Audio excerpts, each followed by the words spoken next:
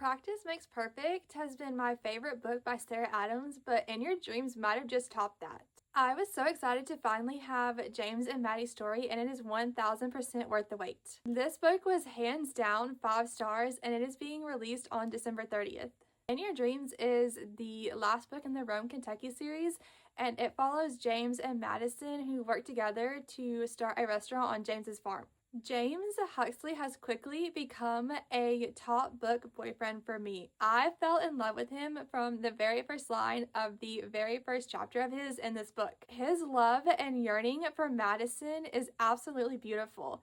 He waited years for her to notice him, and then when she finally did, he did everything he could for her. Like, he literally built her a restaurant and gave her the cutest college just so she would come back home. But more importantly, James is so kind and understanding and is the perfect match for Madison. He is constantly encouraging her and lifting her up, and I love how he takes the parts of Madison's personality that everyone else and her sometimes sees as negative and turns it into something positive to uplift her. I absolutely need a James in my life.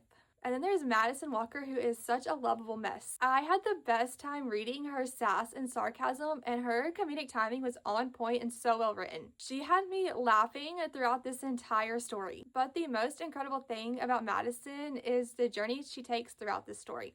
After a really hard time at culinary school, Madison has a lot of anxiety and negative thoughts. And so I really loved how in the story she works to sort of overcome her panic and self-doubt. And I found her story to be truly inspirational. I think her story is definitely one that I and other people will relate to. And then of course, one of the things that I've loved about this entire series is the sense of community. And after reading all the books, I feel like I have such a stronger connection with this one. Of course, I absolutely love the girls and the girls group, and it is still such a highlight in this book, but one of the best parts that this book adds is the bromance between Noah, Will, Jack, and James. I loved getting to read about their meetups and discussions that they had, and I thought that that really added to this story. I do want to say that all of these books can be read as standalones. However, I highly recommend you read this one last because I think that it will have the greatest emotional impact if you do, because it does give some insights into the other characters' lives. Overall, I am obsessed with this series. I am obsessed with this book, and I'm so sad that this series has come to an end.